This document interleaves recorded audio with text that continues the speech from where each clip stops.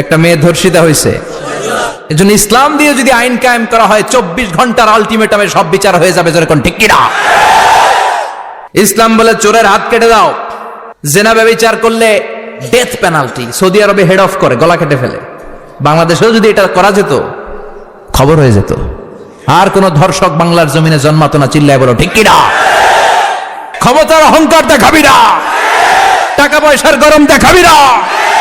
2 দিনের টাকার মালিক হয়ে ওর পা জমিনে লাগে না, এরকম টাকা তা ছেড়ে নেই। লাম ইয়াকুন শাইআম মাযকুরা, তোর চেয়ে বড় ক্ষমতাশীল ছিল ফেরাউন। আল্লাহ ছাড় দিয়েছে, ছেড়ে দেয় নাই, ঠিক কিনা? নমরুদরে ছাড় দিয়েছে, ছেড়ে দেয় নাই, ঠিক কিনা? আবু জাহেলকে ছাড় দিয়েছে, ছেড়ে দেয় নাই, ঠিক কিনা? চুরি করলে হাত কেটে দাও, কার আইন? এই দেশের বানানো আইন। চুরি করলে হাত কাটো, কথাটা কার? السارق والسارقة فاقطعوا أيديهما جزاء بما كسبا نكالا من الله والله عزيز حكيم. If anyone steal something very precious from the society, the government should cut down his right hand. দামি কিছু চুরি করলে, এটা সাক্ষীর দ্বারা সাব্যস্ত হলে গভর্নমেন্টের উচিত তার ডান হাতটা এক কোপ মেরে কেটে দেয়া। কার কথা?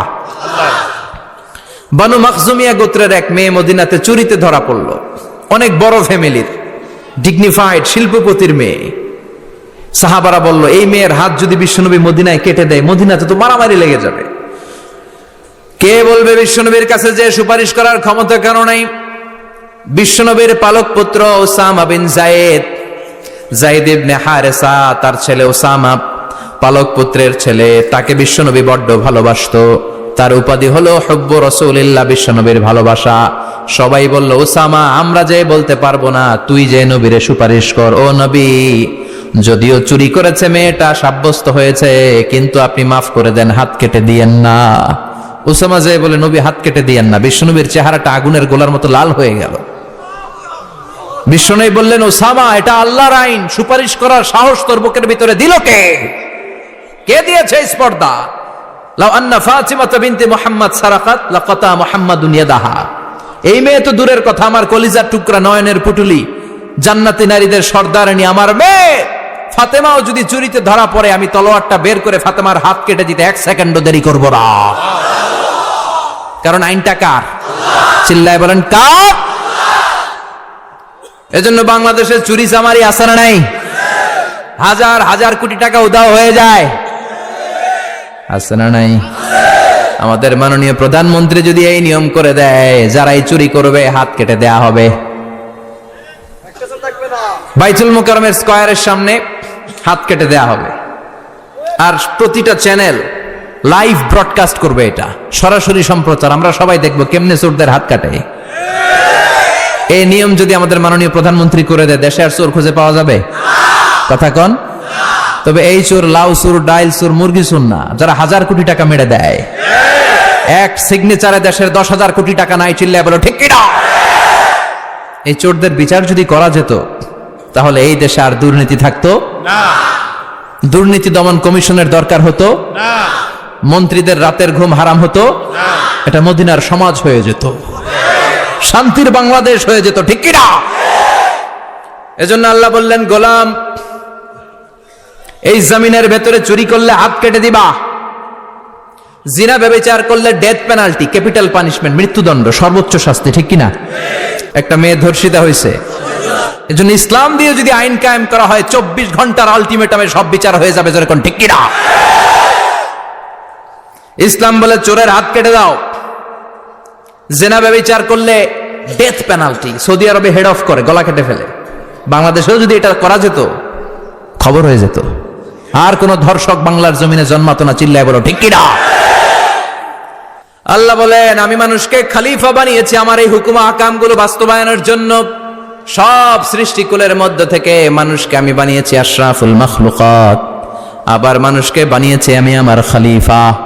আবার মানুষের চেহারাটা আমি আল্লাহ সব চাইতে সুন্দর করে তৈরি করেছি। সুবহানাল্লাহ। লাকাদ খালাকনাল ইনসানা ফি আহসানি তাকওয়িম। আমি মানুষের চেহারাটা সব চাইতে চমৎকার অবয়ব দিয়ে তৈরি করেছি রে গোলাম। সুবহানাল্লাহ। পৃথিবীতে যত প্রাণী আছে সব সৃষ্টির মধ্য থেকে আমাদের সৃষ্টিটা সুন্দর না? আপনি হিউম্যান অ্যানাটমি নিয়ে যদি গবেষণা করেন, কেমনি আল্লাহ আমাদের এখানে হার্ট দিলেন, লাঞ্চ দিলেন, হ্যাঁ, তারপরে 206টা হাড্ডি দিলেন। হাড্ডিগুলো আবার ব্যান্ড করা যায়, দেখছেন? বাঁকা করা যায় না? এটা বাঁকা করা যায়। বাঁকা না করলে আপনি খাইতে পারতেন? ক্রিকেট যারা খেলো, পেস বল করতে পারতা? স্পিন বল, হ্যাঁ, অফ স্পিন, লেগ স্পিন, কয় হুজুরও জানে কেমনে দিই, তোর থেকে শিখছি বেটা। তো এই যে ছেলেপেলারা এরকম অফ স্পিন করে, লেগ স্পিন করে, এগুলো হচ্ছে আল্লাহর দেয়া কারিশমা। হাত ঘুরানো যায়। আল্লাহ যদি এটাকে এরকম ব্যান্ড করার সুযোগ না দিতেন, করতে পারতাম? আবার এইখানেও বাঁকা করার সুযোগ আছে না নাই? এইখানেও আছে না নাই? আবার এইখানেও আছে না নাই? কত কাজ। বাজার করে যখন বাজারের ব্যাগ যখন নিয়ে আসেন, কোথায় ধরে রাখেন? আঙ্গুলে ধরে রাখতে হয়। ক্যারাম যখন খেলো, কি দিয়ে টোকা মারো? সুবহানাল্লাহ কয় না পোলাপান? আহা, কত খেলার সিস্টেম আল্লাহ দিলেন। আবার ক্রিকেটের মধ্যে 2 আঙ্গুল তুললে কি? ওই যে সব মুখস্থ। আবার 1 আঙ্গুল তুললে কি? দেখছেন ঘটনা? আউট। কত কাজ এই আঙ্গুল দিয়ে। এই আঙ্গুলগুলোর বাঁকা করার, বেন্ড করার ক্ষমতা আমাদেরকে দিয়েছে কে? আল্লাহ। এজন্য আল্লাহ বললেন, লাকাদ খালাকনাল ইনসানা ফি আহসানি তাকওয়িম। আমি মানুষের চেহারাটা সব চাইতে সুন্দর করে তৈরি করেছি। মানুষ সুন্দর, আমাদের চোখ সুন্দর না মিয়া? আমাদের চোখও যদি সুন্দর হতো তাইলে আমরা বুঝতাম মানুষগুলো কত সুন্দর। আমরা মনে করি ধলা হইলেই সুন্দর। কয় ধলা, ধলা এটা সুন্দর। ডাকাইত, এগুলো ডাকাত। একটা মানুষের চেহারা, স্কিন যদি কালো হয়, এর মধ্যে একটা সৌন্দর্য আছে না নাই? একটা মেয়ের স্কিন যদি কালো হয়, তারপরও চেহারায় সৌন্দর্য আছে না নাই? কয় না হুজুর, আমার বউ সুন্দর না, কালা কালা। আছে না নাই? তুই ডাকাইত। তুই কি? একজন মানুষের চেহারা যেরকমই হয়, আপনি খেয়াল করে দেখবেন, তারপরও তার অবয়বের মধ্যে একটা এক্সট্রা অর্ডিনারিটি আছে। কারোর সাথে কারোটা মিলে না। সুবহানাল্লাহ পড়েন। এজন্য প্রতিদিন স্ত্রীরে বলবেন, স্ত্রী তুমি সুন্দরী, তুমি অনন্যা, তোমার চাইতে সুন্দরী গোটা বিশ্বে কেউ নাই। কইবেন না? মুরব্বীরা কয় না, কইতাম না, আগে কইয়া ফেলাইছি। এগুলো বলবেন। এগুলো বললে স্বামী স্ত্রীর মধ্যে ভালোবাসা বাড়াই দিবে কে? আল্লাহ। আমি প্রায় এগুলো বলি, উৎসাহিত করি যে স্বামী স্ত্রীর মধ্যে যে ভালোবাসাটা, এটা পবিত্র, এটা জান্নাতি। এই ভালোবাসা জান্নাতে শুরু হয়েছিল সাইয়েদনা আদম আর হাওয়ার মধ্য দিয়ে। চিল্লা এখন ঠিক কিনা? স্বামী স্ত্রী দুইজনে একের হাতের সাথে আরেকজনের হাত মিলালে হাতের সগীরা গুনাহ মাফ করে কে? আল্লাহ। স্ত্রীর চেহারার দিকে নজর করে তাকালে চোখের গুনাহ মাফ করে দেয় কে? আল্লাহ। স্ত্রীর জন্য প্রতি মাসে যে খরচ দেন, এই টাকাগুলো সদকা দেওয়ার সওয়াব আছে না নাই? আছে। স্ত্রীকে যে দামি দামি ভ্যানিটি ব্যাগ কিনে দেন, এটা তো সওয়াব আছে না নাই? আছে। কক্সবাজারে ঘুরতে নিয়ে গেলে সওয়াব আছে না নাই? ফুল কিনে দিলে সওয়াব আছে না নাই? ভালোবাসার গান শোনাইলে সওয়াব আছে না নাই? তোমারে লেগেছে কত যে ভালো, চাঁদে বুঝি তা জানে। ঠিক কিনা? আজকে পারবেন না শোনাইতে রাত্রেবেলা? পারবেন? পারবেন? পোলাপাইনরা কয় পারবো। তো কত বেটা বিয়েই হয় নাই, বিয়ার পরে শোনাইস। তো এই ভালোবাসার গানগুলো শোনালে নিজেদের মধ্যে একটা ইন্টিমেসি তৈরি হয়। বিশ্বনবী এরকম স্ত্রীর সাথে খুনসুটি করতেন, ভালোবাসা করতেন। এটা হালাল, কিন্তু এটা জায়গা মতো না করে ভাবির লগে করলে মায়ের আছে না নাই? ভালোবাসার গান জায়গা মতো শোনাতে হবে। স্ত্রীকে ভালোবাসার গান না শুনিয়ে যদি চাচাতো বোনরে শোনাও, শালিরে শোনাও, পাড়ার মেয়েদের সাথে যদি টাঙ্কি মারো, ফিল্ডিং মারো, মায়ের আছে না নাই? তার মানে জায়গা মতো করলে সব সওয়াব। সুবহানাল্লাহ পড়েন। আর বিয়েটারে সহজ করে দিবেন। আমি তো সব জায়গায় বলি বিয়েটাকে সহজ করে দেন। আমরা বিয়েটারে কঠিন করে ফেলছি। একটা ছেলে এই দেশে 16 থেকে 18 বছর বয়সে ম্যাচিউরড হয়, কিন্তু ওরে বিয়ের পিড়িতে বসায় 32 বছর বয়স। তো বাকির বছর ও কি আঙ্গুল চুষবে? কথা কন, কি করবে? ও যে পাপ কাজ করে, ও যে পর্নোগ্রাফি দেখে, ও যে মাস্টারবেশন করে, এগুলোর পার্সেন্টেজ গুনাহ মা বাবার আমল নামায় আছে না নাই? মা বাবার এত সহজে পার পেয়ে যাবেন না। ছেলে মেয়েগুলারে সময় হলে বিয়ে দিয়ে দেন। বিয়ের চেয়ে ভালো কাজ পৃথিবীতে আছে? যেই সমাজে বিয়ের খরচ বেড়ে যায়, ওই সমাজে জেনার খরচ কমে যায়। বিয়ে করতে লাগে 10 লাখ, জেনা করতে লাগে 500 টাকা। কথা কন। এজন্য জেনাকে সহজ করবেন না বিয়েকে সহজ করবেন? বিয়ের কথা কইলেই পোলারা কয় তুই নিজের পায়ে দাঁড়া। তো এতদিন ও কার পায়ে দাঁড়াইছে? সহজ করবেন তো? আল্লাহ তুমি বোঝার তৌফিক দাও। আমিন। এরপর আল্লাহ বললেন, আমি মানুষকে শুধু আশরাফুল মাখলুকাতি বানাই নাই, আমার খলিফাই বানাই নাই, মানুষের চেহারাটা শুধু আমি সুন্দর করে দেই নাই, গোটা বিশ্বের মধ্যে মানুষকে আমি সবচাইতে শক্তিশালী করেছি। সবচেয়ে শক্তিশালী কে? মানুষ। চিল্লায় বলেন শক্তিশালী কে? আল্লাহ যখন পৃথিবী বানালেন, মুসনাদে আহমদ ইবনে হাম্বালের বর্ণনা, পৃথিবী কাঁপাকাঁপি শুরু করলো, খালি কাঁপে খালি কাঁপে। পৃথিবীর কাঁপাকাঁপি বন্ধ করার জন্য আল্লাহ পৃথিবীর মধ্যে 7টা টেকটনিক প্লেট বসিয়ে দিলেন। 7টা পাহাড়, 7 tectonic plates creates the mountain range on earth. ওয়াজআলনাল জিবালা আওতাদা। পৃথিবী কাঁপতে শুরু করলো সৃষ্টির পর। পৃথিবীর কাঁপাকাঁপি বন্ধ করে দেওয়ার জন্য আল্লাহ পৃথিবীর ভেতরে পাহাড় ঢুকিয়ে দিলেন। পাহাড় পেরেকের মতো গেড়ে দেওয়ার পরে পৃথিবীর কাঁপাকাঁপি বন্ধ হয়ে যায়। সুবহানাল্লাহ। ফেরেশতারা অবাক হয়ে বলে, মাবুদ, পৃথিবীর কাঁপাকাঁপি বন্ধ হলো কেমনে? আল্লাহ বললেন, ও ফেরেশতারা, পৃথিবীর মধ্যে আমি পাহাড়কে গেড়ে দিয়েছি। পাহাড় গেড়ে দেওয়ার কারণে পৃথিবীর কাঁপাকাঁপি বন্ধ হয়ে গেছে।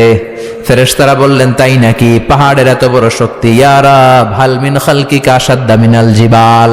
আপনার এই সৃষ্টিকুলের মধ্য থেকে পাহাড়ের চাইতে বেশি শক্তিশালী কিছু আছে নাকি? আল্লাহ বললেন, হ্যাঁ আছে। পাহাড়ের চাইতে শক্তিশালী হচ্ছে আল হাদিদ, মানে লোহা। পাহাড়ের চেয়ে শক্তিশালী কি? এই লোহার নামে কোরআনে সূরা আছে না নাই? সূরার নাম কি? কথা বলেন। وأنزلنا الحديد فيه بأس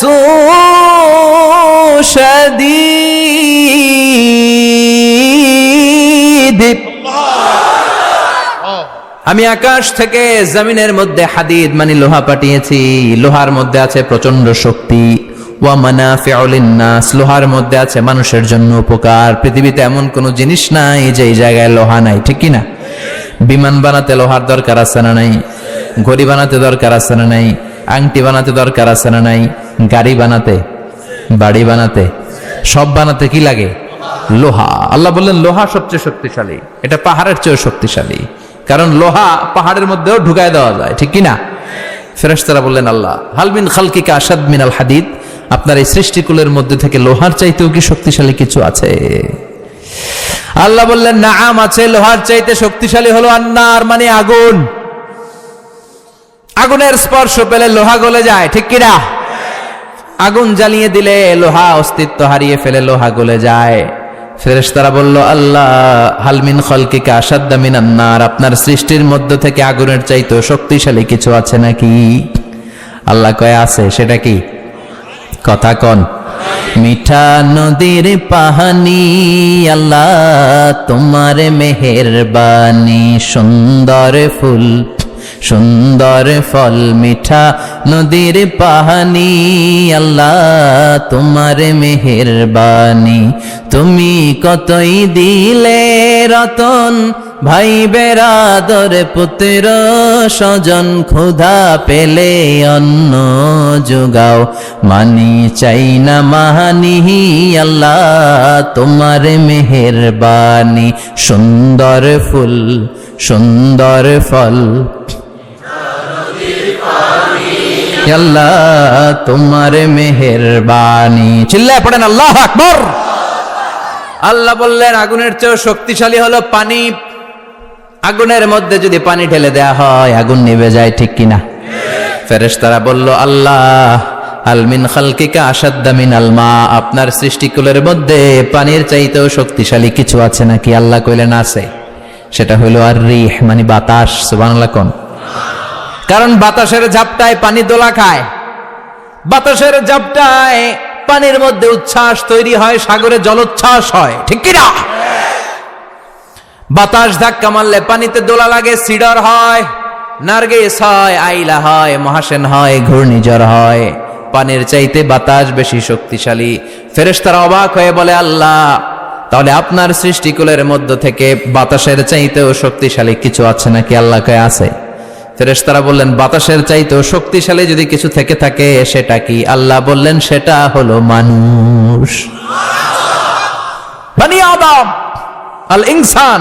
তবে ওই মানুষ, যেই মানুষ দান করে। কি করে? ডান হাত যা দান করে, বাম হাত সেটা টের পায় না। সুবহানাল্লাহ।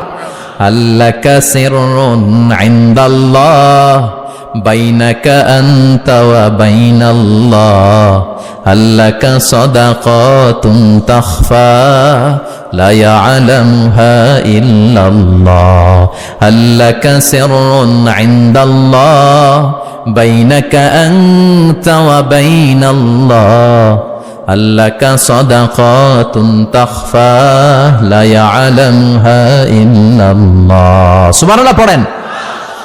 তোমার কি এমন কোন আমল আছে নাকি যে আমল আল্লাহ ছাড়া কেউ জানে না? তুমি এমন কোন গোপন দান করেছো নাকি যেই দানটা আল্লাহ ছাড়া কেউ দেখেনি? ঠিক কি না? গোপন দান আল্লাহর রাগকে কমিয়ে দেয়। তাহলে ওই মানুষ ওই বাতাসের চাইতেও শক্তিশালী যে মানুষ ডান হাতে দান করলে বাম হাতও টের পায় না। মানুষ টের পাওয়া তো দূরের কথা, চিল্লায় পড়েন আল্লাহু আকবার। এজন্য আল্লাহ বললেন, মানুষকে আমি আশরাফুল মাখলুকাত বানালাম, মানুষকে আমি আমার খলিফা বানালাম, মানুষের চেহারাটা সুন্দর করলাম, আবার মানুষকে আমি সব চাইতে শক্তিশালী করে বানালাম। তার এই আল্লাহর কোরআন যদি ঠিক মতো পড়া যায়, মানুষের মতো মানুষ বানিয়ে আপনারা জান্নাতি বানাবে কে? তার মানে এই কোরআন পড়লে মানুষের মতো মানুষ হওয়া যায়। চিল্লায় বলেন, কি হওয়া যায়? সবাই বলেন, মানুষের মতো মানুষ হতে চান তো সবাই? সবাই চাই। আসুন দেখি মানুষের নামে সূরায় আল্লাহ কি বললেন, পড়েন। আউযু বিল্লাহি মিনাশ শাইতানির রাজিম বিসমিল্লাহির রহমানির রহিম হাল আতা আলাল الإنسان حين من الدهر لم يكن شيئا مذكورا। আল্লাহ বললেন, মানুষের জীবনের একটা সময় ছিল যেই সময়টা উল্লেখ করার মতো মানুষ কিছুই ছিল না। সুবহানাল্লাহ।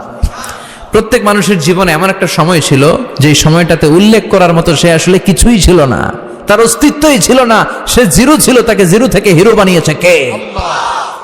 হাল আতা আলাল ইনসান, এই হাল হচ্ছে ইস্তেফাম তাকরিরি, বিমানা কাদ আতা আলাল ইনসান, অবশ্যই অবশ্যই মানুষের জীবনে এমন একটা সময় এসেছে, লাম ইয়াকুন শাইআম মাযকুরা, উল্লেখ করার মতো সে কিছুই ছিল না। কার কথা? মুফাসসিরিন একরাম ইনসান দ্বারা এখানে দুইটা জিনিস বুঝিয়েছেন, এক হলো সাইয়েদনা আদম, আর এক হলো আমরা সবাই। এই পৃথিবীতে মানুষ বানানোর তিন ক্যাটাগরি। ক্যাটাগরি নাম্বার 1, মাও নাই বাবাও নাই। এই সিস্টেম আল্লাহ কারে বানাইছে? কথা বলেন। আবার শুধুমাত্র মা আছে বাবা নাই, এই সিস্টেমে কাকে বানালেন? আবার বাবাও আছে মাও আছে, এই সিস্টেমে কারে বানালেন? আমাদেরকে বানালেন। আবার সাইয়েদনা আদমকে আল্লাহ যখন বানালেন, তিনি বানালেন মিন তিনিন লাযিব, এঁটেল মাটি থেকে বানালেন। এঁটেল মাটি দিয়ে কাঠামো বানানো যায় না, স্ট্রাকচার করা যায় না। এঁটেল মাটি জমিন থেকে নিয়ে আল্লাহ রেখে দিলেন 40 বছর। চিল্লায় বলেন, কয় বছর? আর আকাশকে বললেন, ইয়া সামা ওয়ামতিরি আলাইহি 40 সানা, ও আকাশ এই মাটির উপরে 40 বছর তুমি বৃষ্টি দাও। 40 বছর এঁটেল মাটির উপরে বৃষ্টি জমতে জমতে জমতে জমতে এটা হয়ে গেল হামাইম মাসনুন, কাদামাটি। সুবহানাল্লাহ পড়েন। কাদামাটি থেকে গেল 40 বছর। কাদামাটি থেকে আল্লাহ সাইয়েদনা আদম আলাইহিস সালামের ডাইস বানালেন। তারপরে আল্লাহ সূর্যরে বললেন, ইয়া শামসু হাররিকি আলাইহি 40 ইয়াউমা, ও সূর্য এবার আদমের কায়ার উপরে, মূর্তির উপরে তুমি 40 বছর সূর্যের আলো দাও। 40 বছর সূর্যের প্রখর ও তীব্র তির্যক তাপে এবং কিরণে আদম হয়ে গেছে এখন সলসলিন কাল ফাখার, টোকা মারলে ঠন ঠন করে। সুবহানাল্লাহ পড়ে। এখনো রুহের ফুৎকার দেয় নাই, এখনো, কিন্তু কেটে গেছে 120 বছর। 340 কত? 120 বছর চলে গেল।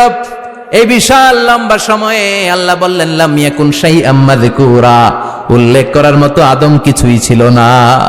রুহের ফুৎকার যেহেতু দেয় নাই 140 বছর, এটা এঁটেল মাটি, পরে ছিল কাদামাটি, এরপরে হয়েছে মূর্তি, ঠনঠনে মূর্তি। উল্লেখ করার মতো আদমের জীবনে 124 বছরে কিছুই ছিল না। চিল্লায় বলেন, ঠিক কিনা? আবার আমরাও যারা সলিমুদ্দি কলিমুদ্দি, আমরাও আমাদের মায়ের পেটের ভেতরে প্রথমে ছিলাম 40 দিন। বুখারীর বর্ণনা, ইন্না হাদাকুম ইউজমাউ খালকুহু ফি বাতনি উম্মিহি 40 ইয়াওমান সুম্মা ইয়াকুনু নুতফাতান মিসলা যালিক সুম্মা ইয়াকুনু আলাকাতান মিসলা যালিক ফায়াতি ইলাইহিল মালাকু ফায়ানফাখু ফীহির রূহ। আমরা যারা সলিমুদ্দি কলিমুদ্দি, আমরা আমাদের মায়ের পেটের ভেতরে 40 দিন ছিলাম নুতফা, এক ফোঁটা বীর্য। তারপরে 40 দিন ছিলাম আলাকা, রক্তপিণ্ড। তারপরে 40 দিন ছিলাম মুদগা, গোশতপিণ্ড। 3 40 120 দিন। কয় দিন? এই 120 দিনের লম্বা সময়ে লাম ইয়াকুন শাইআম মাযকুরা, উল্লেখ করার মতো আমরা আসলে কিছুই ছিলাম না, কারণ মানুষই তো হয় নাই, ডিফর্ম বেবি, এখনো দেহের আগাগোড়া কিছু হয় নাই। 120 দিন পর ফেরেশতা এসে আমার দেহের মধ্যে ফুৎকার দিয়ে যায়, তখন আমার হার্ট পার্টিশন চালু হয়ে যায়, আমার হার্টবিট চালু হয়, সিস্টোলিক ডায়াস্টোলিক, এই যে ধপ ধপ ধপ, এই প্রেসারটা ছাড়া মানুষ বাঁচে? ফুসফুসের কাজ কি? খালি ধপ ধপ করে, দম টানে আর দম নেয়, দম ফুরাইলে ঠুস। হায় রে মানুষ রঙিন ফানুষ, দম ফুরাইলে তবু তো ভাই কারোরই নাই একটুখানি। হায় রে মানুষ রঙিন ফানুষ, রঙিন ফানুষ, হায় রে মানুষ। সুবহানাল্লাহ।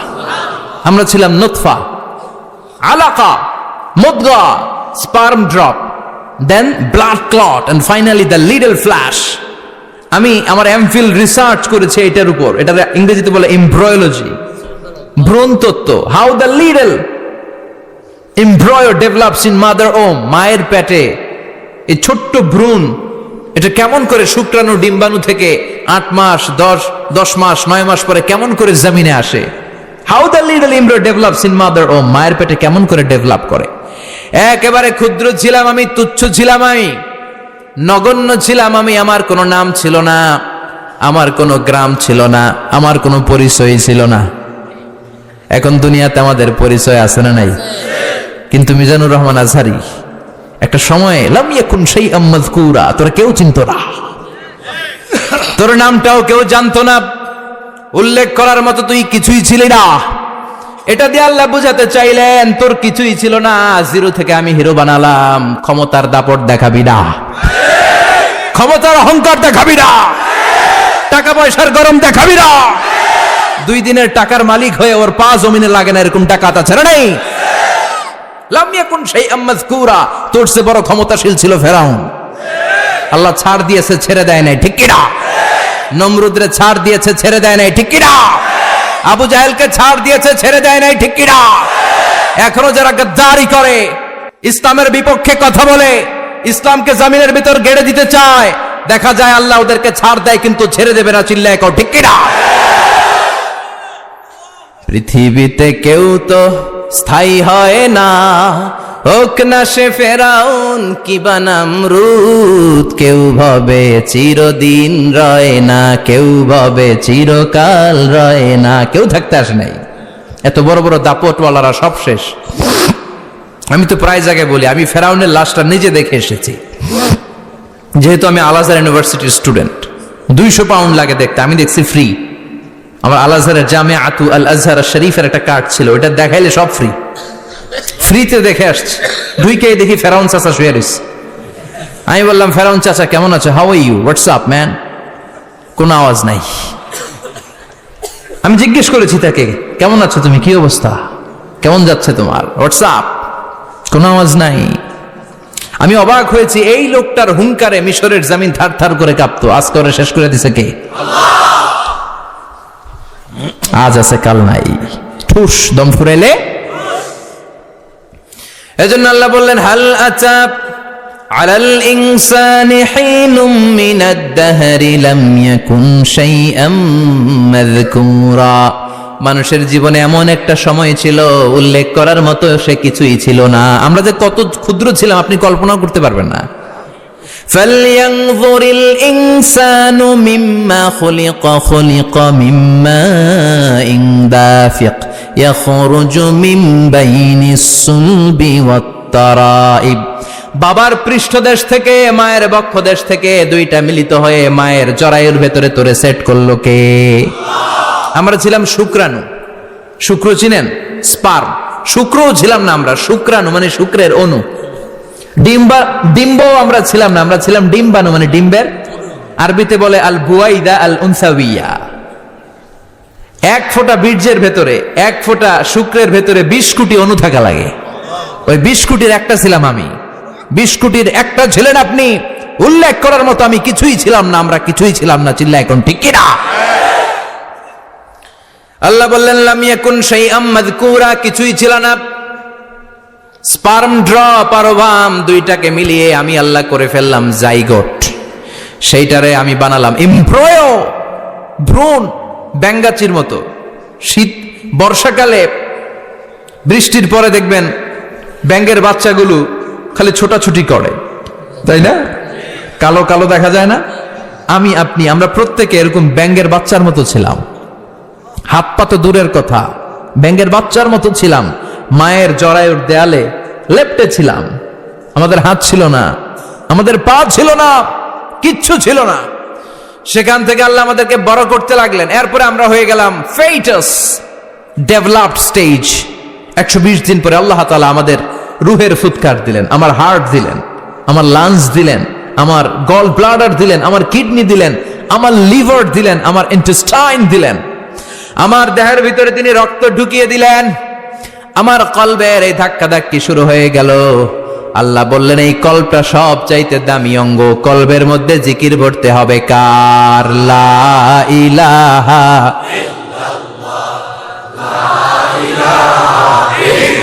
লা ইলাহা ইল্লাল্লাহু মুহাম্মাদুর রাসূলুল্লাহ সাল্লাল্লাহু। কলবের ভেতরে ভরতে হবে আল্লাহর জিকির। অনেকেই কলবের ভেতরে ভরে আয়না, আছে না নাই? আয়না বসাইয়া দে মোর দয়াল বাবা, কেল্লা কাবা আহেনার কারিগর, আয়না বসাইয়া দে মোর। তোর বাবার কলবে তো আয়না নেই, তোরই কি আয়না দিবে বেটা? বিশ্বনবী কখনো বলেছেন কলবে আয়না বসাতে? বিশ্বনবীর সাহাবারা কলবে বসাতে হবে আল্লাহর জিকির। আলা বিযিক্রিল্লাহি তাতমাইন্নুল।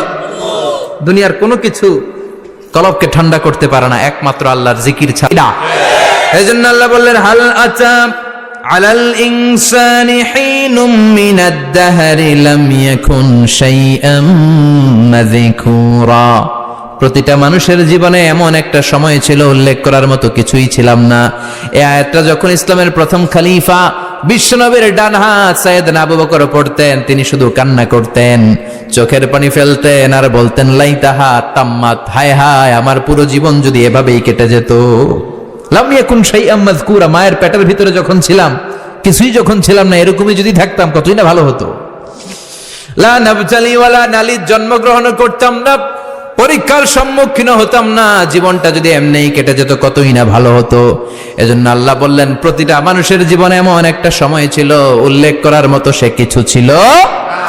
এরপর আল্লাহ বললেন ইন্না খলাকনাল ইনসানা মিন নুতফাতিন আমশাজিন নাবতালি ফাজআলনাহু সামিআন বাসীরা।